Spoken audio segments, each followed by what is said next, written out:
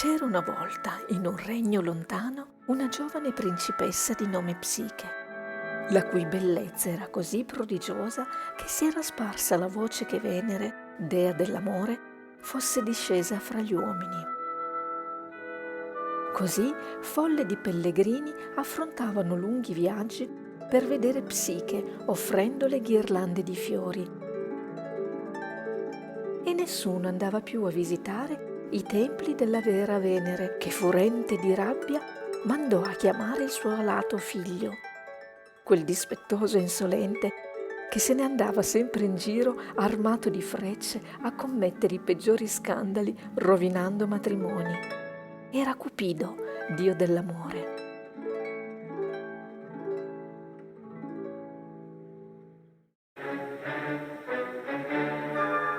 Vendica tua madre, punisci senza pietà quell'arrogante mortale, falla innamorare del più abietto degli uomini. Così Venere ordinò al figlio. Intanto Psiche non otteneva alcun frutto dalla sua bellezza inaccessibile. Tutti la ammiravano, ma nessuno la chiedeva in sposa.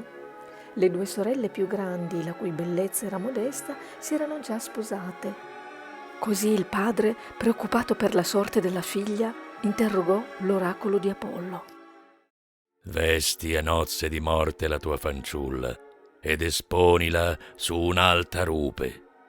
Non aspettarti, o re, un genero nato da umana stirpe, bensì un terribile mostro alato che con le sue frecce tormenta ogni cosa. Giove stesso lo teme.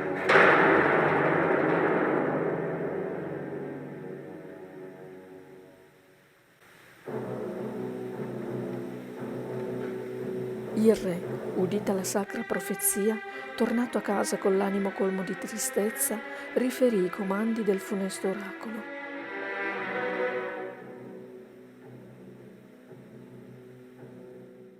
Compiuti i riti di quel matrimonio di morte, la famiglia e il popolo tutto accompagnò la sposa al corteo funebre. Tra le lacrime abbandonarono la bella Psiche sulla rupe.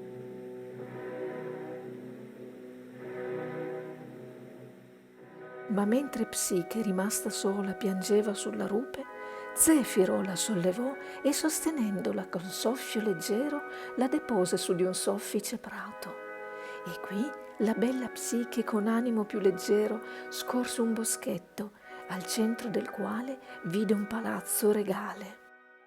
Attratta dall'incanto di quel luogo divino, Psiche avanzò e, piena di stupore, vide immensi tesori.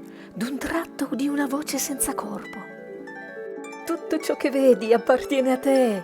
Siamo le tue ancelle e quelle che senti sono le nostre voci. Immergiti in un bagno profumato e quando avrai terminato ti serviremo un banchetto principesco.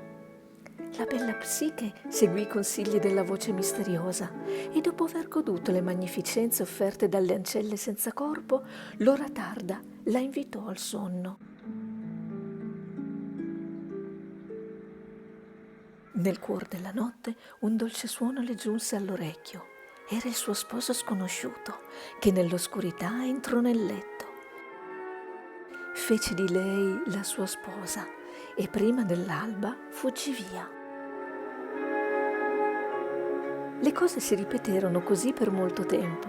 Ogni notte quel marito che Psiche non poteva vedere ma che poteva udire e toccare veniva ad amarla, e l'abitudine finì col rendere piacevole alla giovane questa nuova vita, mentre il suono di quelle voci misteriose ne confortava la solitudine. Nel frattempo la sua famiglia, che nulla aveva più saputo di lei dopo averla lasciata sulla rupe, si consumava in un pianto inconsolabile. Una notte lo sposo misterioso disse alla sua Psiche: «Mia dolce sposa, ti prego, non tentare mai di scoprire il mio aspetto. Se mi vedrai una volta, non potrai vedermi mai più». «Sì, prudente amor mio, non raccontare a nessuno di noi due.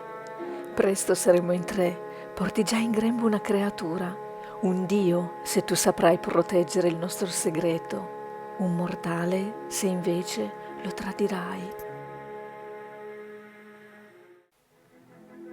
Psiche, al culmine della felicità per quella notizia, contava i giorni che passavano estasiata da quel ventre che cresceva. Ma un giorno, volendo condividere la sua immensa gioia con le sorelle e desiderando rassicurarle sulla sua sorte, chiese al marito il permesso di vederle. «Ti prego, marito mio, concedimi di vedere le mie sorelle in cambio della visione di te che mi è negata». Il marito acconsentì raccomandandole ancora una volta di non lasciarsi mai convincere a scoprirne il volto e ordinò a Zefiro di andare a prendere le due sorelle. Così il giorno dopo, mentre le due fanciulle sulla rupe piangevano la scomparsa di Psiche, Zefiro le sollevò e con lievi soffi le portò al palazzo incantato. Psiche, piena di gioia, mostrò loro tutti i tesori del palazzo e offrì loro un banchetto prelibato servito dalle voci misteriose. Alle domande delle curiose sorelle sul di lei marito, Psiche rispose con vaghezza, inventando storie sul suo sposo. Ma la giovane fanciulla si contraddisse, parlando dapprima di un giovane imberbe e poi di un vecchietto brizzolato. La sera, dopo aver dato loro appuntamento per il giorno dopo, chiamò Zefiro e gliele affidò affinché le riportasse indietro. Ma quelle due, una volta sole, livide d'invidia, iniziarono a sparlare della dolce Psiche. «Hai visto come si atteggiava? Ricca com'è, ci guarda dall'alto in basso». Le scaltre sorelle si avvidero inoltre della grossolana menzogna di Psiche e compresero che l'invidiata sorella non conosceva affatto il volto del suo sposo. Ordirono così un terribile inganno. Il mattino dopo le due malvagie sorelle, giunte sulla rupe, senza nemmeno aspettare che il vento si sollevasse ad accoglierle, si lanciarono nel vuoto. Ma Zefiro le raccolse col suo soffio e le depose al palazzo dorato, come gli era stato ordinato dalla coppia di sposi. «Amata sorella», dissero con finte lacrime, «abbiamo saputo con certezza che tuo marito è un mostro, così come l'oracolo aveva predetto il re nostro padre. Tutti dicono che appena il tuo grembo sarà cresciuto abbastanza, lui ti divorerà, gustandoti insieme al ricco frutto del tuo ventre». L'ingenua Psiche, presa dal terrore, dimenticando gli avvertimenti del suo sposo, svelò alle sorelle di non averne mai visto il volto e si affidò ai loro scellerati consigli. «Quando il mostro sarà addormentato, vai in punta di piedi a prendere una lama e una lucerna piena d'olio e alla luce taglia la testa al mostro spaventoso». Certe di aver terrorizzato Psiche, le perfide sorelle la lasciarono sola. Venne la notte e venne anche lo sposo, che dopo aver amato dolcemente la sua Psiche, cadde in un sonno profondo. Allora la fanciulla, spinta dal destino, prese il pugnale e il lume, ma non appena rischiarò il talamo, vide la più mite e la più dolce fra tutte le belve, Cupido, il meraviglioso dio soavemente addormentato. Psiche, incredula davanti a quella straordinaria visione, ne scorse le armi ai piedi del letto e, spinta dalla curiosità, prese ad accarezzarle, pungendosi un dito con una freccia dorata. Così Psiche si innamorò perdutamente di Cupido e, vinta da un desiderio travolgente, si chinò sullo sposo abbandonandosi alla passione.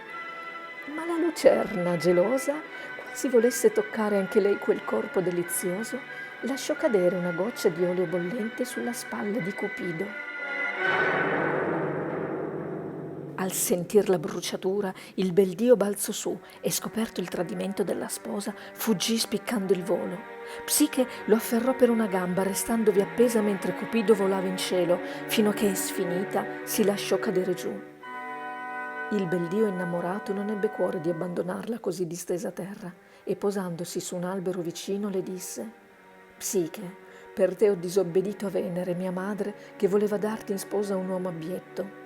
Io, vedendoti sulla rupe, mi sono ferito con la mia stessa freccia, e tu, dando retta a quelle terribili sorelle, mi hai creduto un mostro. La mia fuga sarà la tua punizione. Pronunciate queste parole, la lasciò. La fanciulla, per por fine alla sua disperazione, si gettò nel fiume più vicino, ma il buon fiume, con un'onda, l'accolse adagiandola con cura su una riva erbosa. Lì trovò a consolarla Pan, il dio dei boschi, che con sagge parole la spronò a reagire.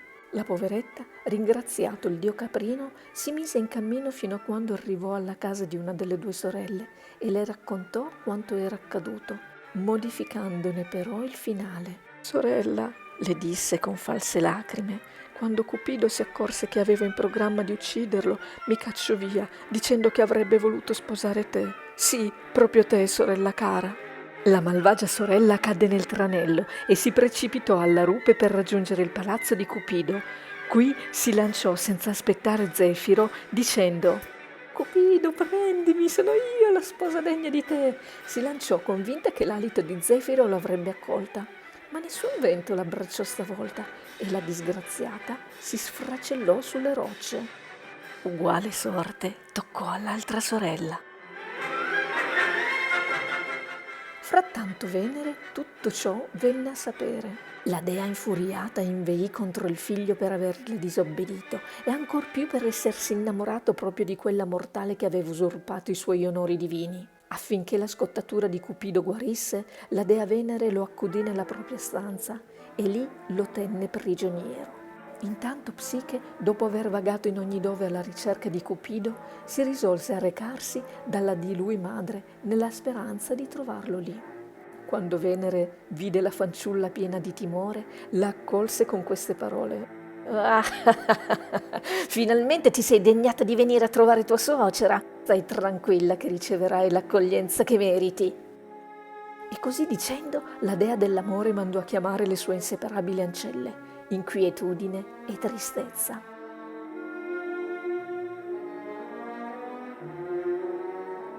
Queste, dopo aver torturato a lungo Psiche, la riportarono al cospetto di Venere.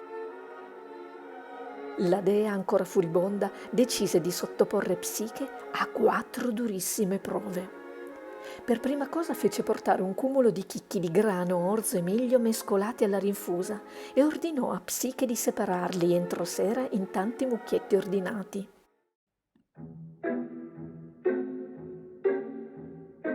La giovane fanciulla disperava di superare la prova. Ma ecco che una formichina, mossa a compassione, venne in suo aiuto, chiamò le sue minuscole compagne e insieme, un chicco dopo l'altro, separarono i semini in mucchietti ordinati. Ma la dea Venere, non contenta e sempre più furente, il mattino dopo sottomise la giovane a un'altra prova. La prese e le disse: «Laggiù in quel bosco lungo le rive del fiume pascolano in libertà delle pecore dal vello d'oro. Portami un po' di quella lana dorata». Immediatamente Psiche si mise in cammino, non per obbedire alla dea, bensì per gettarsi nel fiume e por fine ai suoi tormenti. Ma lì, sulla sponda del fiume, una canna, di quelle che con la brezza emettono suoni soavi, le sussurrò: «Dolce Psiche, ti prego, non contaminare le acque del fiume che mi abbevera con la tua morte. Tuttavia non devi neanche avvicinarti a quelle pecore a quest'ora del giorno. Il caldo sole infatti le rende feroci. Attendi il crepuscolo e quando le pecore saranno addormentate, cogli la lana d'oro che resta impigliata qua e là tra gli arbusti». Così fece Psiche e tornò dalla dea col grembo colmo di soffice lana dorata. Ma la crudele dea dell'amore sottopose la fanciulla a un'altra prova. «Vedi la cima di quell'altissimo monte? Lì scaturiscono le acque dello Stige, il fiume dell'oltretomba. Sali lassù con questa ampolla di cristallo e riportamela piena d'acqua». La povera Psiche si diresse dove le era stato indicato. Se non fosse riuscita a portare a termine la pericolosissima prova, almeno la morte avrebbe posto fine al suo dolore. Giunta in prossimità della cima, vide che dagli anfratti della rupe scoscesa si affacciavano terribili draghi a proteggere la fonte, le cui acque parlanti le gridavano: «Vattene, morirai!» Ma ecco venire in suo aiuto l'aquila del dio Giove, che con abilità e astuzia riuscì a riempire l'ampolla delle pericolose acque per la bella Psiche, che la portò subito a Venere. Ma neanche questo placò la furia della bellissima dea. Così si rivolse alla giovane dicendo: «Ti resta un altro ordine da eseguire. Dovrai scendere agli inferi. Prendi questo scrigno e quando sarai nel mondo dei morti, chiedi a Proserpina di riempirla con un po' della sua bellezza». Allora Psiche, convinta che fosse ormai giunta la sua fine, poiché doveva recarsi nel mondo dei morti, salì su un'altissima torre per gettarsi di lassù e scendere agli inferi. Ma la torre, mossa con passione, le parlò: «Cara ragazza, non darti per vinta davanti a quest'ultima prova. Buttandoti giù arriveresti subito agli inferi, sì, ma non potresti più tornare indietro, poiché il tuo corpo sarebbe ormai diviso dal tuo spirito. Piuttosto, fai come ti dico.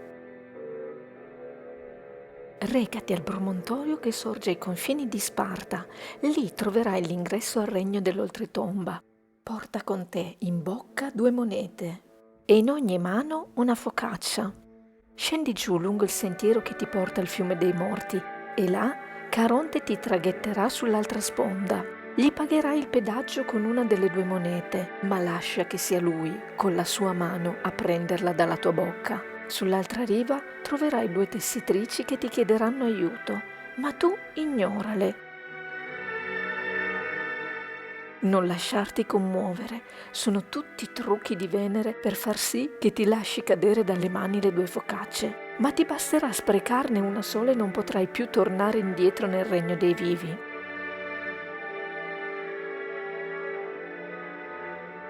Quando sarai giunta all'ingresso di Proserpina, troverai di guardia un cane gigantesco a 3 teste. Placane la furia con una focaccia. Al cospetto di Proserpina poi riferiscile umilmente le richieste di Venere e riceverai da lei uno scrigno. Per tornare indietro tieni a bada il mostruoso cane con l'altra focaccia e paga Caronte con la seconda moneta. Infine la torre aggiunse: «Di una cosa mi raccomando, mia cara fanciulla, non aprire mai per nessun motivo lo scrigno, non cercare di scoprire il segreto della bellezza che custodisce».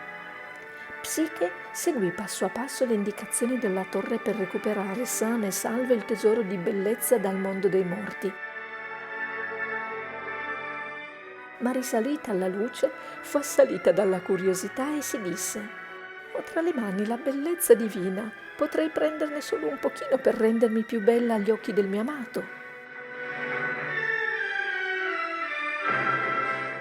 Aprì lo scrigno, ma questo conteneva solamente sonno. Psiche, avvolta dal sopore che si sprigionava dallo scrigno, cadde in un profondo letargo.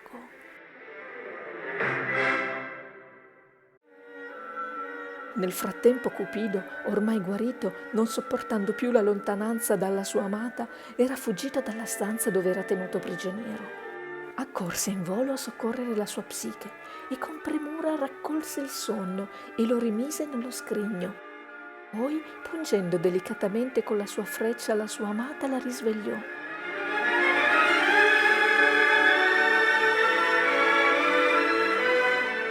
«Mia dolce Psiche, ti sei lasciata di nuovo vincere dalla curiosità, ma ora corri subito da mia madre per portare a termine l'incarico che ti ha dato e io nel frattempo mi occuperò del resto».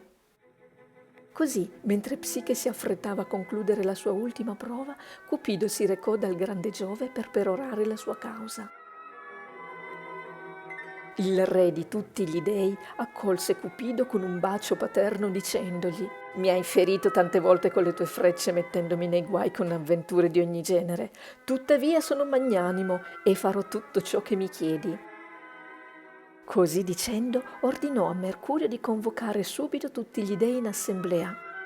E giunte tutte le divinità sull'Olimpo, Giove le invitò ad accogliere Psiche come moglie di Cupido e rivoltosi a Venere disse: «Bellissima Venere, non temere che questo matrimonio con una mortale possa danneggiare la tua stirpe.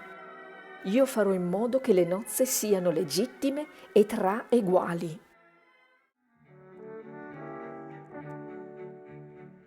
E subito Giove ordinò a Mercurio di portare Psiche sull'Olimpo. Qui, porgendo alla fanciulla una coppa d'ambrosia, le disse: «Bevi, Psiche, e diventa immortale. Mai Cupido si scioglierà dal legame con te. Da ora voi sarete sposi per l'eternità». E fu servito un sontuoso banchetto nuziale e tutti gli dei vi presero parte con immensa gioia. Così Psiche, divenuta dea, andò in sposa al suo Cupido e quando venne al mondo la loro figlia, la chiamarono Voluttà.